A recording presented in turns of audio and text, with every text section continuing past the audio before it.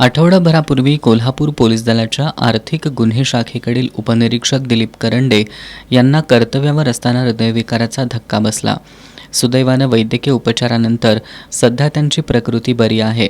पण कर्तव्यावर असतानाच हृदयविकाराचा धक्का बसलेले वाचक शाखेकडील उपनिरीक्षक प्रतापराव भुजबळ यांचा मात्र हृदयविकाराच्या धक्क्यानं दुर्दैवी अंत झाला. भुजबळ आणि करंडे यांच्यावर ओढवलेल्या प्रसंगानंतर अवघ्या पोलीस दलाच्या आरोग्याचा मुद्दा चर्चेत येऊ लागलाय. पोलीस अधिकारी आणि कर्मचाऱ्यांमधील हृदयविकाराचं वाढतं प्रमाण चिंताजनक असून याला कामाचा वाढता ताण हे एक प्रमुख कारण आहे. वाढती गुन्हेगारी, VIP लोकांचे दौरे, पोलीस दलाकडील अपुरं मनुष्यबळ या सगळ्यामुळं कामाच्या वेळाच अनिश्चित असल्यामुळं उपलब्ध अधिकारी कर्मचाऱ्यांवर कामाचा अधिक ताण पडतोय. अतिरिक्त कामामुळं फक्त पोलीस अधिकारी किंवा कर्मचारीच नव्हे तर अख्ख्या कुटुंबाला ताण सहन करावा लागतोय. माझे मिस्टर पोलीसमध्ये आहेत. त्यांनी 20 वर्ष मिलिटरी केलेली आहे. मला खूप अभिमान आहे त्यांचा 20 वर्ष मिलिटरी केल्याबद्दल. पण आता अशी परिस्थिती आहे पोलीसमध्ये की त्यांना आम्हाने वेळ देता येत नाही. सध्या पोलिसांवरील कामाचा ताण वाढलाय हे वास्तव असून पोलीस दलातील अधिकारी आणि कर्मचाऱ्यांनी ताणतणाव न घेता प्रामाणिकपणे कर्तव्य बजावणं गरजेचं आहे, असं निवृत्त पोलीस उपअधीक्षक RR पाटील यांनी सांगितलं. निश्चितपणानं पोलीस अधिकाऱ्यांचं पूर्वीपेक्षा खूप मोठ्या प्रमाणात काम वाढले. प्रोफेशनल काम वाढले, पण त्याबरोबर इतर कामही खूप वाढलेत. म्हणजे गुन्ह्याचे स्वरूप वाढले, गुन्हेगारी वाढली, गुन्हेगारांची संख्या वाढली. त्याचबरोबर पोलिसांना इतर कामं पण खूप वाढलीत. पोलिसाच्या नोकरीमध्ये पूर्वी आणि आताही घेतला तर ताणतणाव हा होताच. आता तो वाढला ही गोष्ट खरी आहे, कारण ड्युटी आवर्स वाढलेत, गुन्ह्याचं स्वरूप वाढले, गुन्हेगारा म्हणजे संख्या वाढली, परंतु त्यावर डिटेक्शनसुद्धा आहे. हे करत असताना कोणताही ताण न घेता, कोणत्याही आमिषाला आणि दबावाला बळी न पडता आपण आपल्या नोकरीशी, व्यवसायाशी प्रामाणिकपणे राहून काम केलं तर कोणताच ताणतणाव होत नाही किंवा शरीरावर ताण यायची काही आवश्यकता नाही आहे. परंतु सध्या जागृत असणारा सोशल मीडिया असेल, लोकनेते असतील, समाजनेते असतील, यामुळं आपल्या प्रत्येक बारीक सारीक गोष्टीकडं समाजाचं लक्ष वेधलं जातं आणि युनिफॉर्म सर्व्हिस असल्यामुळे ते अधिक वेधलं जातं. त्यामुळं अतिशय जागरूकपणे राहून संवेदनाशीलरित्या काम केलं तर तणाव वाढायचं काही काम नाही असं मला वाटतं. समाजातील गुन्हेगारी अचानकपणे कमी होईल किंवा पोलीस दलात पुरेसं मनुष्यबळ तातडीनं उपलब्ध होईल आणि पोलीस दलावरील कामाचा ताण कमी येईल अशी परिस्थिती नाही. त्यामुळे सध्या होणाऱ्या शारीरिक आणि मानसिक दगदगीच्या त्रासाची तीव्रता कमी करण्यासाठी योग साधनेची मदत होऊ शकते, असं योग अभ्यासक डॉक्टर सुनेत्रा माने यांनी सांगितलं. योगशास्त्र ही सध्याच्या काळाची अतिशय गरजेची गोष्ट आहे. आपल्या धगधगीच्या जीवनामध्ये आपण थांबायचं विसरलेलो आहे. कुठल्या क्षणाला आपण थांबायचं हे कळत नाही आणि सारखं धाव धाव धाव चालू आहे आपल्या पोटासाठी. कधी पोटासाठी असते आणि कधी गरजेपेक्षा जास्त आपण पळापळी करत असतो. पण कधीतरी थांबून आपल्या शरीराचा आणि मनाचा विचार करायला पाहिजे, हे आपल्या लक्षात येत नाही. तर आपण योगशास्त्राचा अभ्यास केला तर आपण शरीर आणि मन ह्या दोघांचाही एक सुसंवाद घडवून आणू शकतो. योग म्हणजे शरीर आणि मन, युज हे धातू म्हणजे जोडणे, शरीराला मनाशी जोडणे म्हणजेच योग आहे. आणि त्याकरता आपण नियमित योग साधना केली तर आपल्याला शारीरिक आणि मानसिक स्वास्थ्य उत्तम ठेवण्यासाठी अतिशय मदत होते.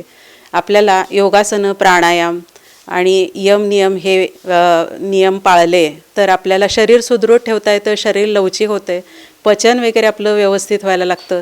छोट्या व्याधींना आपण बळी पडत नाही. आणि प्राणायामाचा, ध्यानाचा, धारणेचा आपण अभ्यास केला तर आपल्याला मनाची एक सुदृढता आपल्याला तयार करता येते आणि त्यामुळं आपण शरीराचा कोणताही, मनाचा कोणताही ताण सहन करू शकतो. आणि छोट्या ताणाला बळी पडून जे आजकाल आत्महत्या वगैरे प्रकार होतात ते होणार नाहीत. आणि मनाची एकदा आपण ताकद वाढवली की बऱ्याच गोष्टी आपल्याला साध्य करता येतात. हृदयविकाराला जीवनशैलीसुद्धा कारणीभूत आहे. त्यामुळं कामाच्या अनिश्चित वेळांमुळं आहार घेण्याच्या वेळा अनिश्चित असणं, तसंच पोषक तत्व असलेला आहार घेता न येणं यामुळं सुद्धा पोलिसांच्या आरोग्यावर विपरीत परिणाम होतो. त्यामुळं शारीरिक तंदुरुस्तीसाठी आहार महत्त्वाचा आहे. 2 गोष्टी असतात स्ट्रेस मॅनेज करण्यासाठी. एक आहे स्लीप म्हणजे झोप. झोप ही ॲडिक्वेट असणं गरजेचं आहे. किती वेळ झोपता हे महत्त्वाचं नाही आहे, पण शांत चित्ताने झोपणं फार महत्त्वाचं असते. आता त्यासाठी तुम्हाला काय करायला हवं, तर त्यासाठी तुम्हाला जेवण हे वेळच्या वेळेला घ्यायला हवं. जेवणामध्ये बेसिक जे आपले पूर्वज खात होते त्याच्याशी अनुसरून आपण जेवण करणं फार महत्त्वाचं आहे. म्हणजे बेसिक चपाती, भाजी हे दररोजचा आहार असणं गरजेचं आहे. नॉनव्हेज खाणं वाईट नाही आहे, पण लिमिटमध्ये खाणं गरजेचं राहतं. कुठलीही गोष्ट बंद नाही करायची. तेल, मीठ ह्या सगळ्या गोष्टी गरजेच्या असतात, नॉर्मल लिमिटमध्ये फार चांगल्या असतात. दिवसातून 2 वेळेला जेवणं गरजेचं आहे. पण त्या जेवणाबरोबर दुसरी महत्त्वाची गोष्ट म्हणजे तुम्हाला एक्सरसाइज, व्यायाम हा नियमितपणे करणं फार गरजेचं राहतं. व्यायाम म्हणजे जिमला जाणं बिलकुल नव्हे. व्यायाम म्हणजे तुम्ही बेसिक वॉक करायला पाहिजे. अगदी पूर्वकालापासून आपण जेव्हापासून जेवण हे शोधत आलेलो आहे त्यावेळेपासून आपण चालणं हे बेसिक आपल्या दैनंदिन जीवनाचं गरज होती. ते बंद झालेलं आहे. सिडेंटरी लाईफस्टाईल म्हणजे एका ठिकाणी बसून काम करणे हे फार रॅम्पंट झाले. आपल्याला काय करायला हवं स्ट्रेस मॅनेज करण्यासाठी, दिवसाला ॲटलिस्ट 5 ते 6 किलोमीटर एक छोट्या छोट्या अवधींनंतर चालणं गरजेचं असतं. ते चालण्यामुळे काय होतं, शरीर हळूहळू जी एनर्जी आपण जेवणामधून घेतलेली आहे ती यूज करते आणि आपलं शरीर थकतं. एकदा थकल्यानंतर मग आपल्याला झोप ही खूप चांगली लागते. तर हे बेसिक असतं स्ट्रेस मॅनेजमेंटसाठी.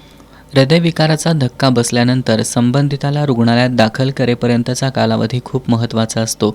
या काळात घेतलेली काळजी हृदयविकारामुळे होणारे मृत्यू टाळू शकत असल्याचं डॉक्टर भूपेंद्र पाटील यांनी सांगितलं.